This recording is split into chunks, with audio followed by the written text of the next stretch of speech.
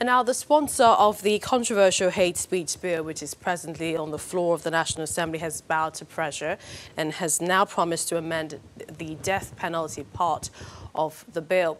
Now, in the current bill, the death penalty is recommended for offenders, particularly those whose comments pose lead to the death of others. The Deputy Chief Whip of the Senate and sponsor of the bill, Senator Aliyu Abdullahi, says the penalty will be amended by the upper legislative chamber. According to the lawmaker, the bill will undergo fine-tuning to reflect the views of Nigerians. In his words, clearly from conversations, Nigerians agree that we have a problem in society today as a result of hate speech, which has fueled so many violence, killings, and is responsible for cases of depression and suicides. The overall concern is to curb violence and unnecessary loss of lives and livelihoods of Nigerians due to hate-induced violence. He adds that Nigerians should send in their contributions and criticisms for and against the bill meant to address the rate of depression and suicide, which he blames on the wrong use of social media.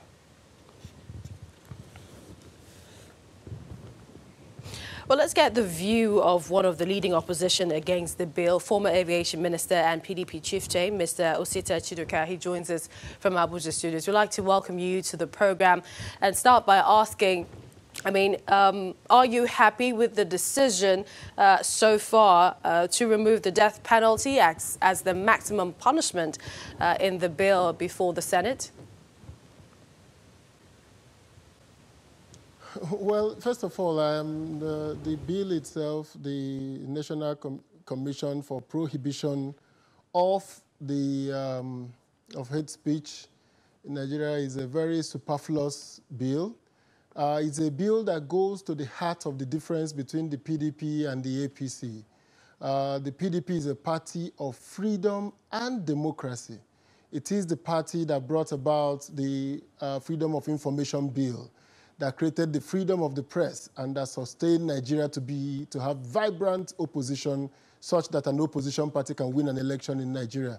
The APC is showing a strong irritation with democracy. They are showing signs of very deep-seated animosity against freedom. So the bill in its entirety, in its first form, is again a symptom, another reflection of the dynamic of the APC. So first of all, I totally reject the bill. First, it seeks to create another commission. This is a country, as of today, we are at about over 8 trillion. Our debt profile has risen far above any debt we've had in this country in the last 50 years of Nigeria. So at a time we want to reduce our recurrent expenditure, the APC is coming up with a bill to create another commission. Now, that commission is going to be doing what is already in the Cybercrime Act, what is already represented in our common laws through the, whether you want to do libel, slander, and all of that. So the bill, whether they are removing the death penalty or not, it is a very superfluous bill. It is something that Nigerians have shown strong rejection of.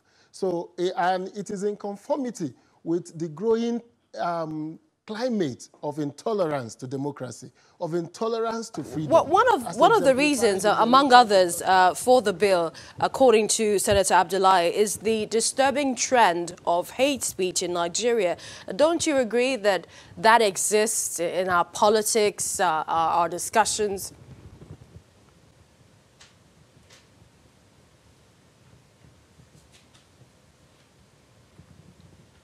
Did you hear what I said? One of the reasons that has been adduced for this bill, according to the senator who's made the proposition, is the existence of hate speeches and its attendant effects. Don't you agree that that is something we also need to look into to check? Yeah, just like every other part of the world is looking into the issue of hate speeches. But it's not peculiar to Nigeria.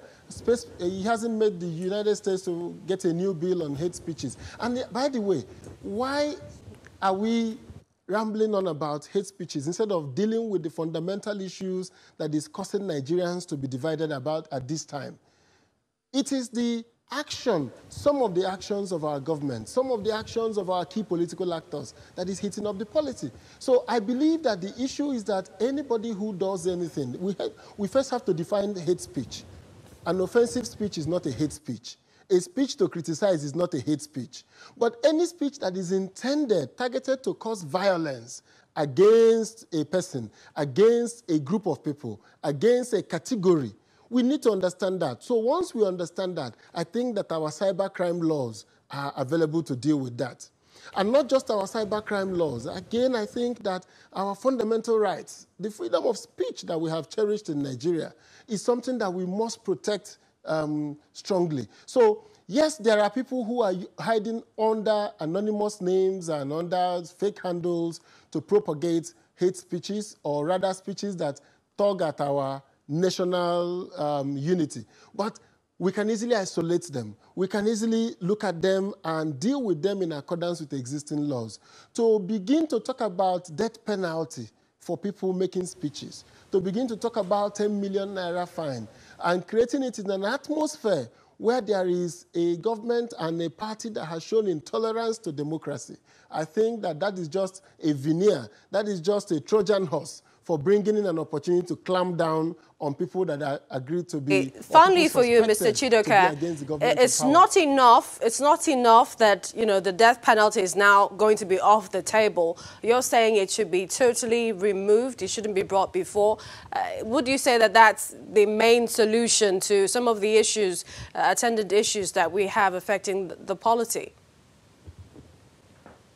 So it is the least of the problem in the polity. The issue of hate speech is the least of the problem in the polity. We have serious problem that our country may not be able to service its debt as we go on this flagrant and very, very, I don't know what to use to describe it, but we haven't seen the country borrow money at the rate we are borrowing. We are going to have a likelihood of even default at our nation. We are having a fear of a 2023 election that is likely going to be an avalanche of violence. Look at what has happened in Kogi. Look at what has happened in Bayelsa. These are not the outcomes of hate speeches. These are the outcome of an intolerance to democracy. This is the outcome of an intolerance to the process, due process as initiated by our Constitution. So I think it is critical that we stop looking at the aftermath of problems and look at the fundamental issues. We'd like to appreciate your time. We do not have respect for democracy.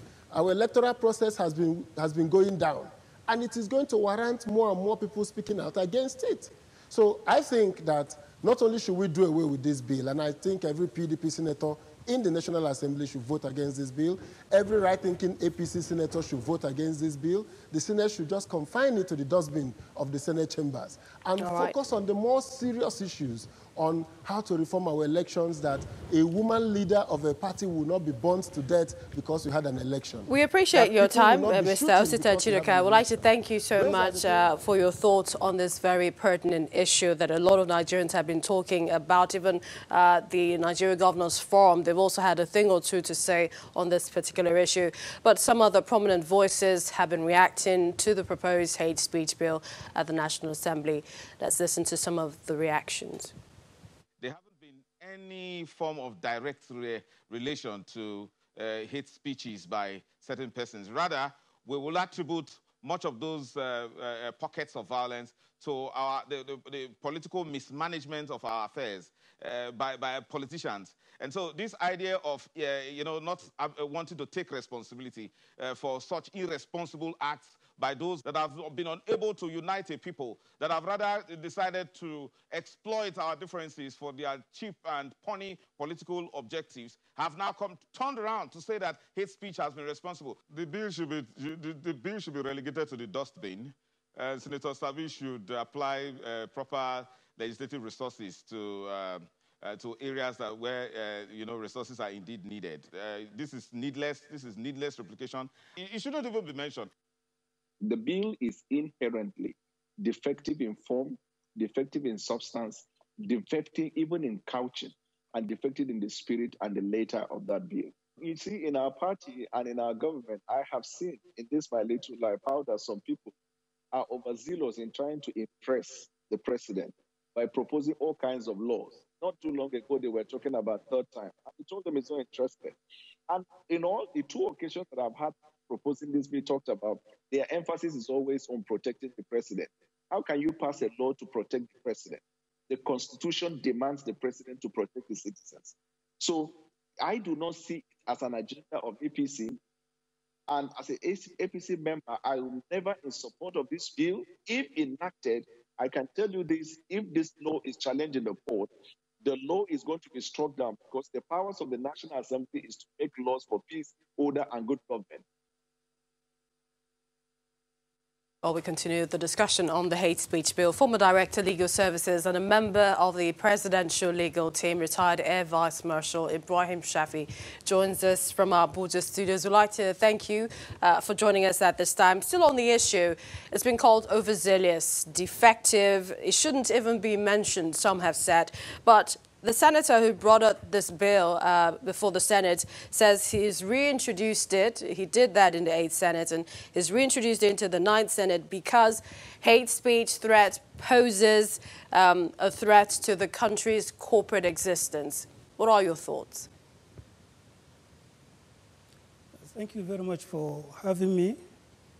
First of all, I would say the issue of hate speech is not peculiar to Nigeria.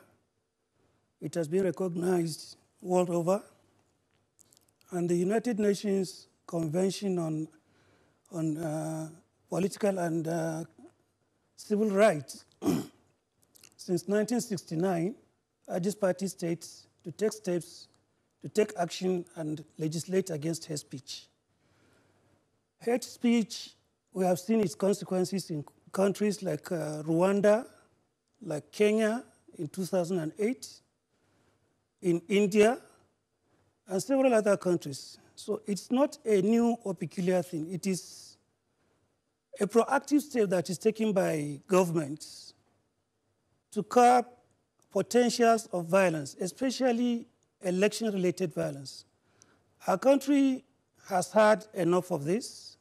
The ones in Kogi and the ones mentioned by Chief Chidoka are also very relevant. What they show is that there is need to curtail the extent of freedom of expression as guaranteed by the Constitution. It is not a new thing. Back to that, I especially want to know your thoughts on that, being a legal practitioner yourself, but we need to go on a break. Let's continue our discussion on hate speech and indeed the latest that has been made, the turnaround, the bowing of pressure by Senator Sabi Abdullahi on this issue. We've been talking with the former Director, Legal Services and the member of the presidential legal team, retired Air Vice Marshal Ibrahim Shafi. I must say at this point that other than the death penalty aspect of the bill that was or has been attracting condemnations from a lot of Nigerians in the last few weeks, the criticisms are also beyond the maximum death penalty. Some believe that there's no imminent danger. You've given the examples of Rwanda, Kenya, some of the consequences of hate speech. But some people are saying there's no imminent danger to Nigerians. We don't need this bill. And like others, such as the social media bill. And instead, they've called these attempts at gagging the press and indeed preventing a free press and also freedom of expression.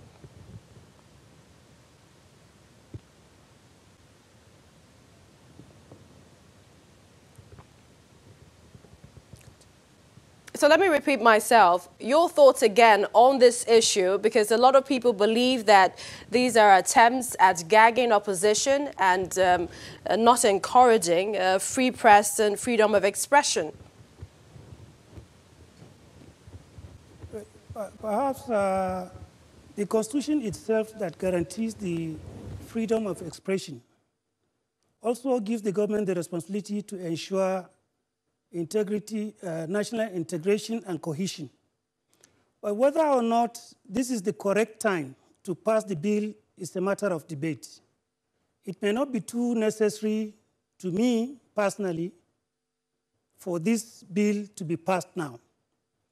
And I'm also of the opinion that some of the provisions may appear a bit draconian and may not be able to pass the threshold of prosecution in our criminal system. But this bill becoming law? Law that... You don't see this bill becoming law? Enough laws. Yes, I can't get you. I'm sorry, please. The question I asked is, with what you've just said, you do not see this bill becoming law, do you? Well, if the National Assembly wants it to be, I'm sure it will be, but it has a lot of work to do to improve on it. There are so many concerns that have been expressed about the possibility of securing convictions on the bill as it is. The definition itself of hate speech is loose and very wide and may not pass the threshold of our prosecutorial system. So a lot of work needs to be done, and of course, priority could also be accorded whether this is actually what is needed now. But generally, several countries across the world, like I said earlier, had found the need to legislate against hate speech, which is also a prescription of the United Nations. So it's not a new thing as such, and it could be done to enhance our national cohesion and integration, which all of us support. So if you were finally now to advise the Senate with this bill, and we also know the social media bill has passed second reading, these alongside the criticisms trailing some of these bills, what would it be? What advice would you give the National Assembly now? I would advise the National Assembly to take the opinion of as many Nigerians as possible and discuss it across party lines. It's not, I don't see it as pro-APC or pro-PDP legislation. It's supposed to be a national legislation that is to address one of our social menaces occasioned by the rise of social media. So the National Assembly should be very broad and be very objective in looking at it. It shouldn't be seen as a partisan legislation. That will assure Nigerians that it is not meant to gag anybody, but to promote national cohesion and integration, as it has done in Kenya, as it has done in Rwanda. Those countries are progressing now under democracy. Freedom of speech is very vital to any democracy. Dissent is essential in democracy, but how we convey it, how we construe it, is also important. We must not do anything that will bring the roof down. If there is no Nigeria, there will be nothing for all of us to protect.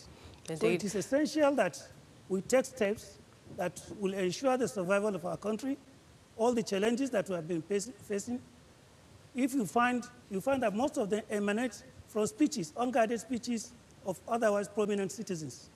So it is desirable to curb such, but at the same time, it's very important to also look at the rights of citizens and look at also the possibility of survival of the legislation. That's a good place to leave it. We'd like to appreciate your time, former Director Legal Services, a member of the Presidential Legal Team, retired Air Vice Marshal Ibrahim Shafie. Thank you for joining us.